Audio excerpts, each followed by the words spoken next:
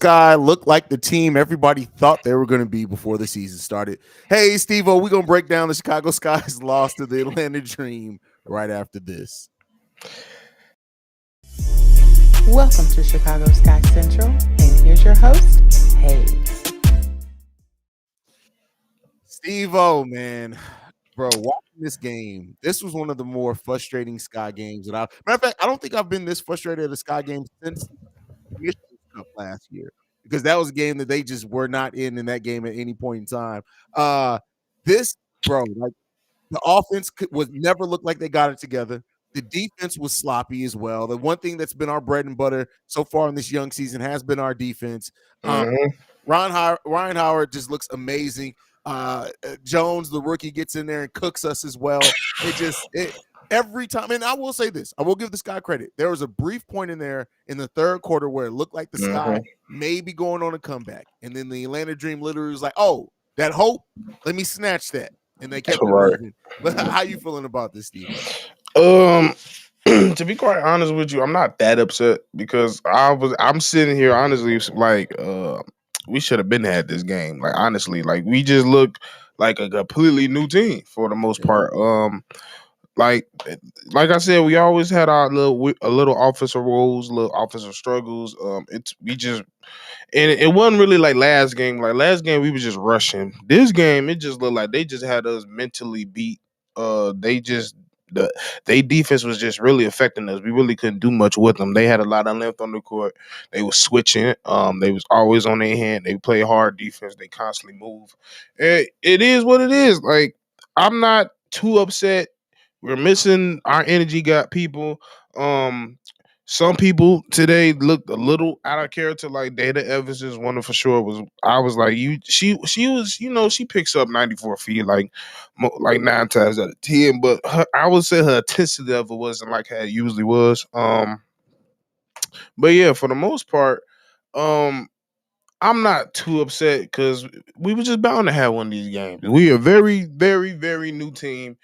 Everybody don't know each other, even though for the most part it looked very good because I was shocked. I did not expect us to be 3-2 now, even though we was coming in at 3-1. I didn't expect to be 3-1. I didn't expect us to look such like a veteran team. And for the most part, they have see expectations for now. So I'm not too upset.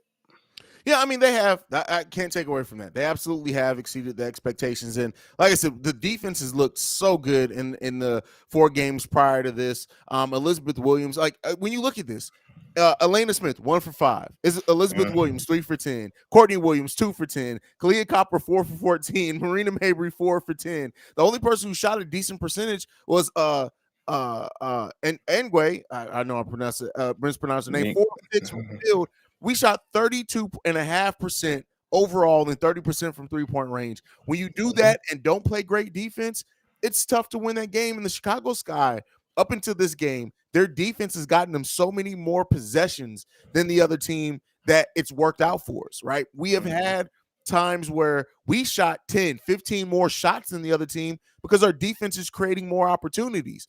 That didn't happen this game. So when we shoot a bad percentage and don't get more opportunities, it's tough, man. It's tough. Yeah, I was coming to this game sitting here like, oh man, we got to go against Cheyenne. She every time she plays almost like a Bobby Portis game. I hate that we gave her up. She was always one of my favorite Sky players, and I knew she was gonna come in and use her size because we was undersized, and that's exactly what she did.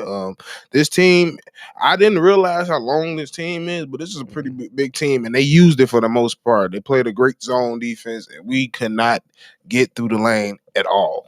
Like that was just one of the main things I realized today. We just could not get through the lane, no matter what we ran. It was just a struggle getting to the lane. And then what we did, we didn't finish. So and I have to say, probably the worst officiating game I've seen in the WNBA in quite a while. I'm not. It was terrible on both sides. Well, it was inconsistent, right? It was times where they would let them play. They would let them get kind of physical. And then there was times where if you breathed on somebody too hard, they were calling a foul for both. It was just and it's hard for players to know when it's called inconsistently. It's hard for players to know what they can get away with and what they can't. When you Hmm.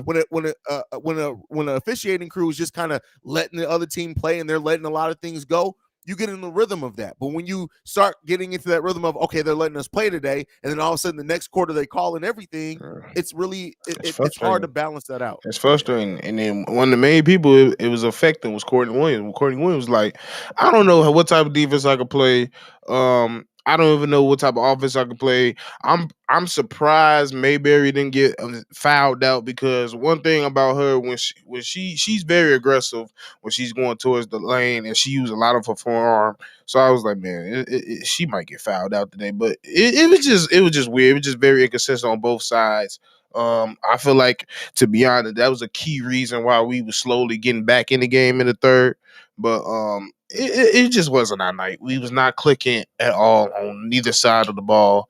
Offense couldn't get together. The half court tonight was just wasn't it. We couldn't get turnovers. That's one thing we couldn't force any turnovers, and that's our bread and butter. We feed off defense, and once we can't feed off our bread and butter, we crumble. yeah. I mean, the Sky. When you look at they won the rebounding battle by 3, which is what you want to see. They lost the turnover battle by a A lot. Like lot. they had 15 turnovers to the only 9 by the Dream, but this was just not the defense, right? The offense. Honestly, I'll say this: the offense wasn't much worse than what we've been Yeah. seeing. It's just that we didn't get more. The defense was just completely just not what we've come to expect. And I do think we're finally starting to see as well, like you said, this is a new team that came together. We're still missing a lot of key pieces that Four. it seems like yeah. 4 players. James Wade says that Morgan Birch is probably going to be back next week, so she's That's probably good going to news. said that she's probably going to miss all 3 games this week. There's no timeline on Rebecca Gardner, Isabel Harrison at all yet, and Ruthie Hibbert. We don't That's know. probably So not. It's just 9 times out of 10, she's not coming back. you don't think she's coming back I this mean, season? I've seen it happen, but it's maybe 2 to 3 women, maybe. Okay, So I'm not putting it past her, but 9 times out of 10, they sit out of you. Because I okay. remember, I So think we had it around. I've seen it around when Cheyenne had her child. She took a year off.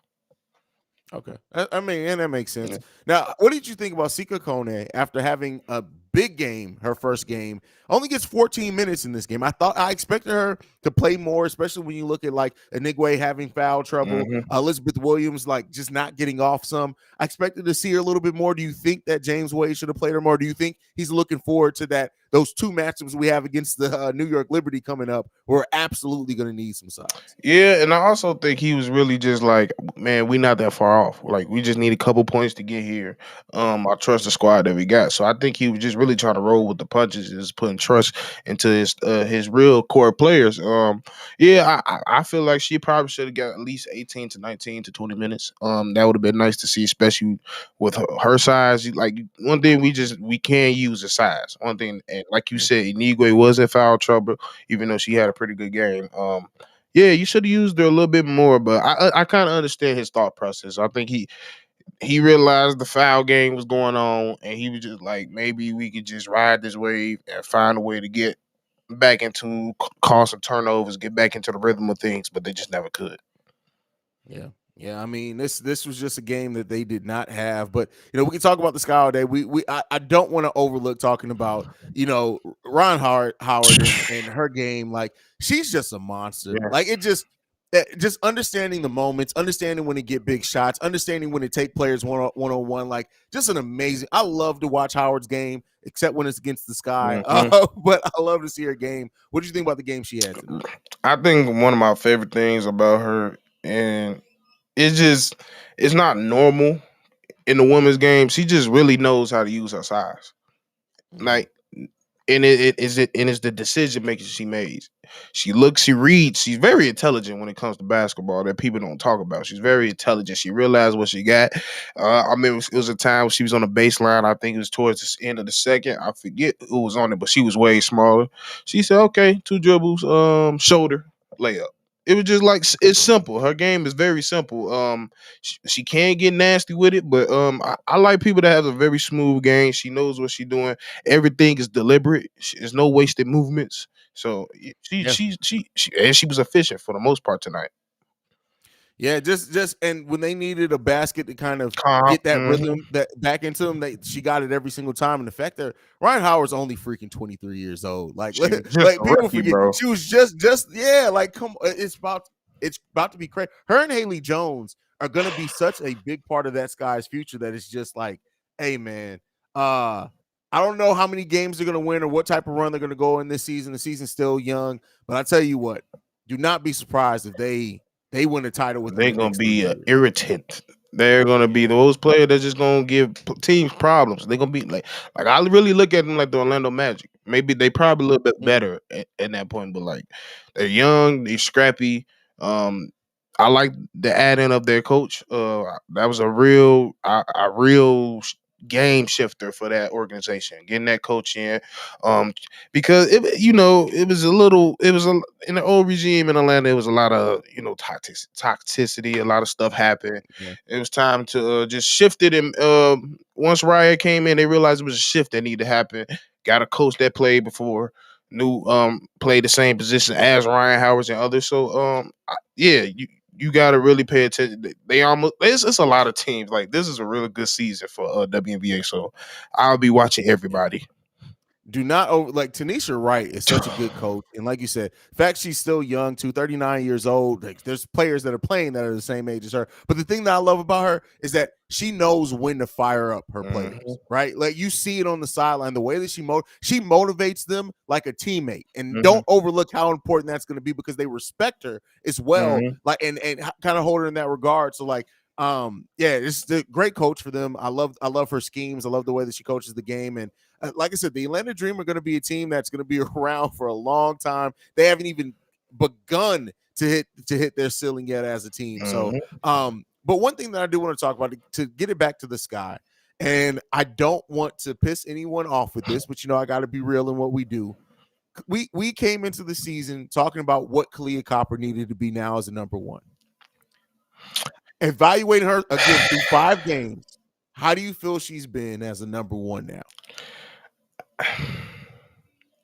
I mean, for the first few games, she was the number one.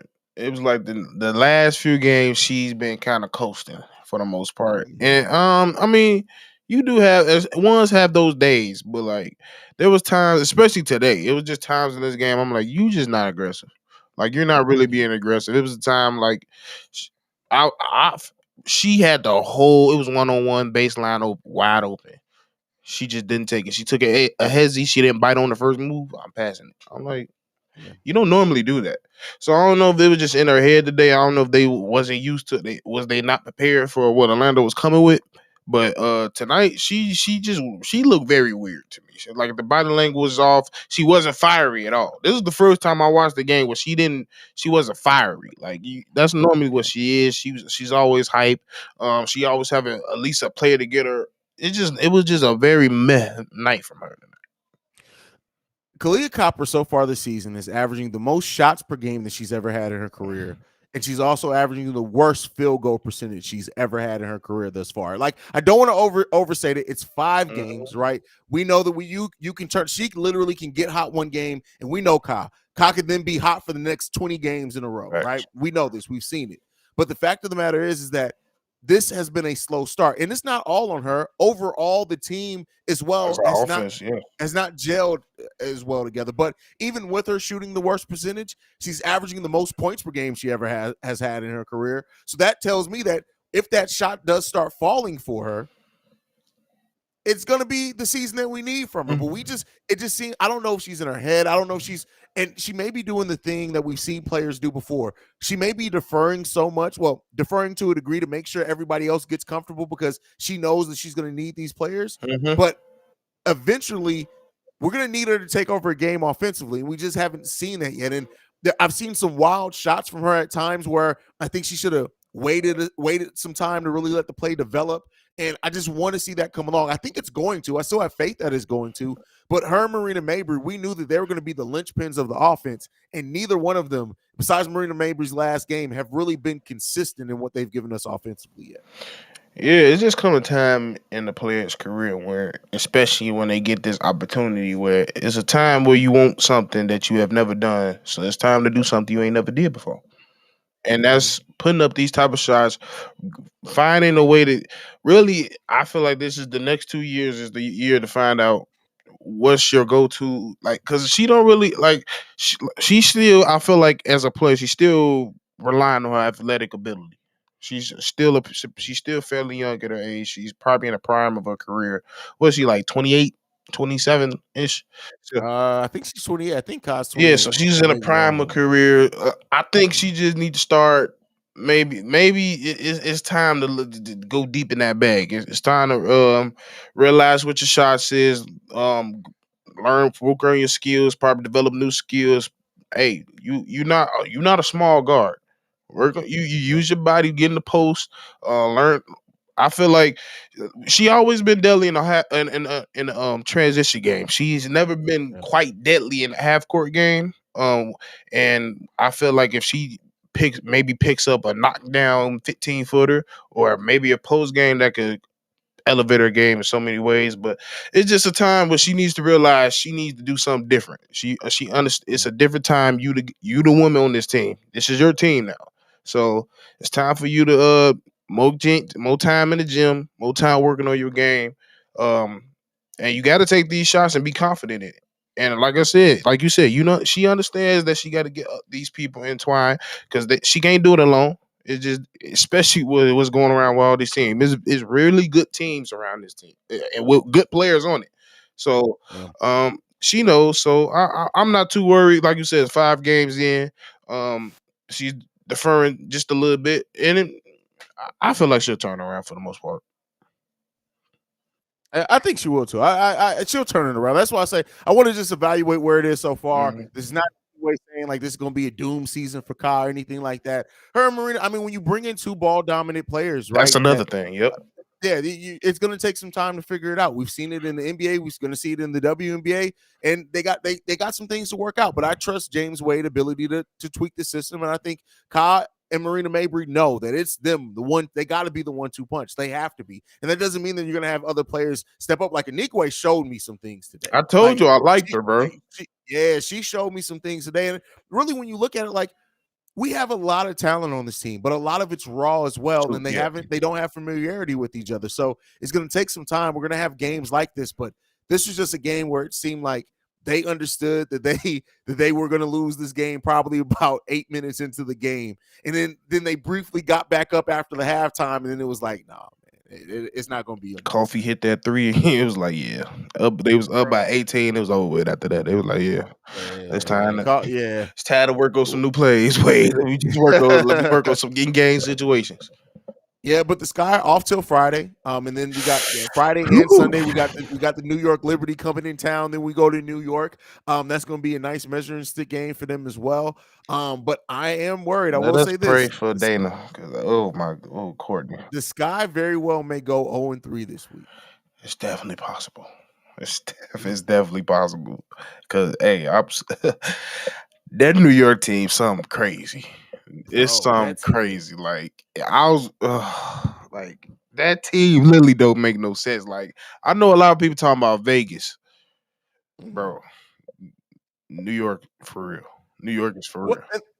And the thing with them that's scary is that for the first game, it really you felt that Ionesco and Vandersloot were kind of battling low because Ionesco is so used to being the ball dominant player that now that in the last couple of games that they played, it's I'm like okay, shitting.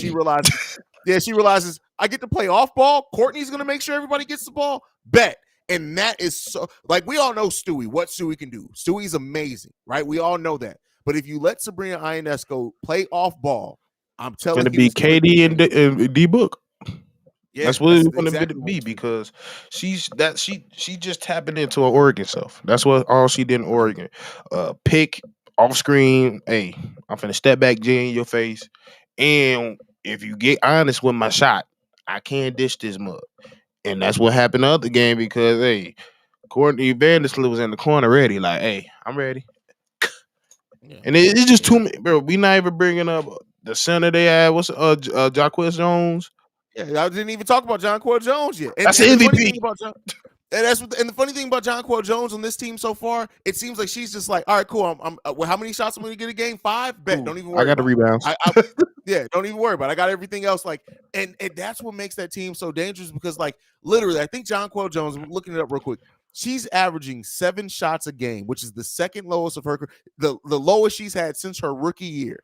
But when you watch that team play, you have to guard her because she's the MVP. Like it's not like you can say, oh well, Jonquel isn't scoring that much this season. No, you still have to stick her because if you don't, she's just gonna score go 15 and 10 on you easily. Easily. It's crazy, Bro, man. I just realized that's what 6'5", 6'4".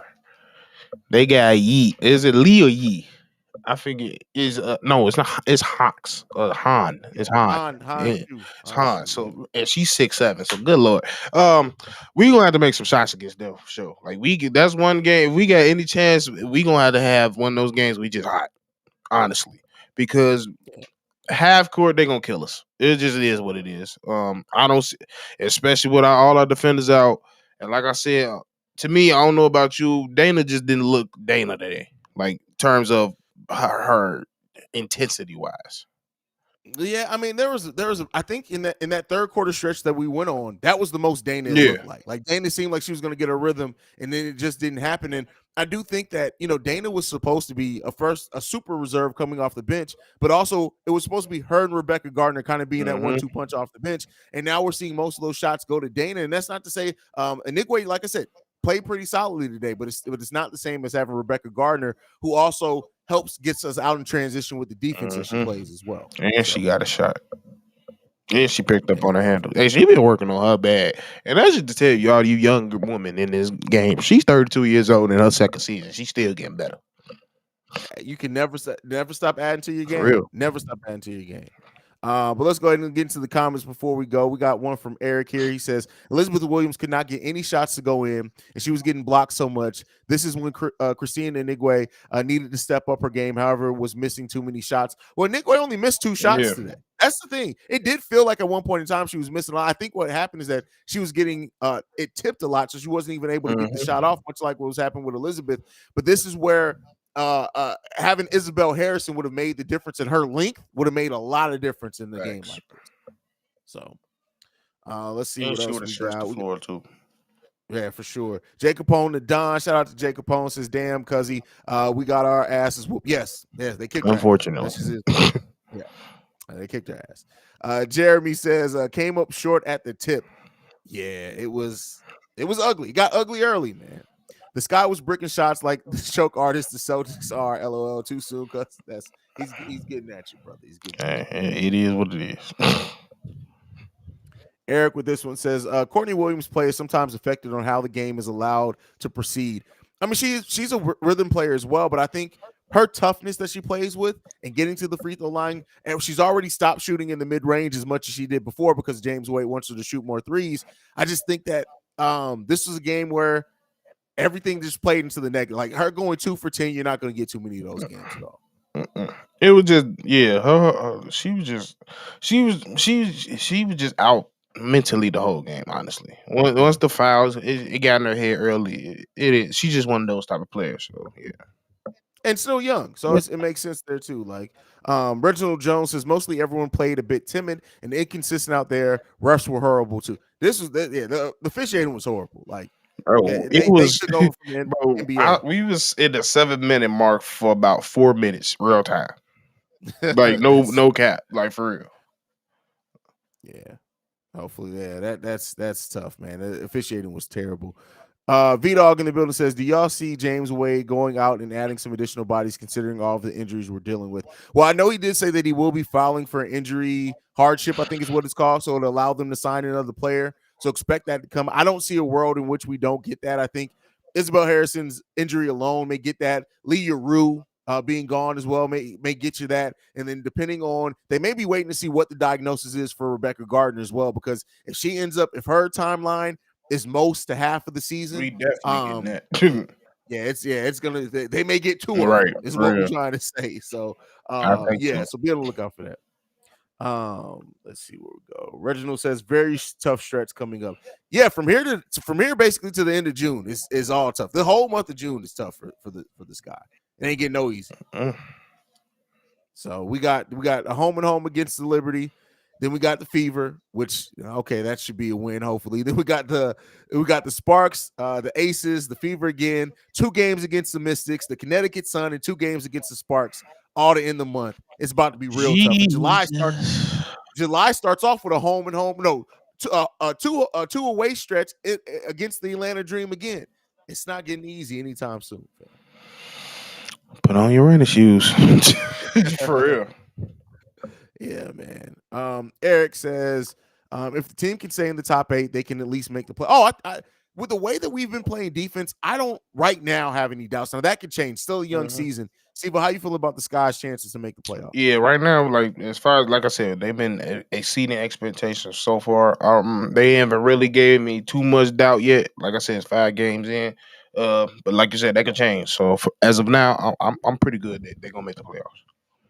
Yeah, I feel pretty confident in that as well.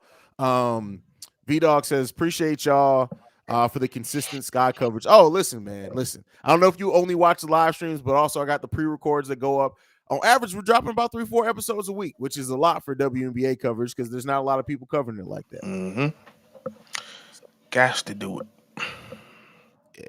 Eric says this last one before we go. No, this is Crystal Ball. Sorry. I wouldn't sleep on the Fever. They almost beat Connecticut tonight and beat Atlanta this week. Yeah, I'm not saying that we can just come in and dog walk them, but I feel confident about our chances against the Indiana Fever. Yeah, that's all. But all right, man, we're gonna go ahead and get out of here. Y'all can follow Steve-O at Steve-O Speaks. You can follow me at CEO Haize. You can follow the channel itself at Chicago Sky Pod on every social media platform. You can send us any feedback, questions, comments, concerns, Chicago Sky Central at gmail.com. And then lastly, you want to leave a text message and our voicemail, 773-270-2799. We're the #1 spot for everything Chicago Sky and WNBA related. We about this bitch.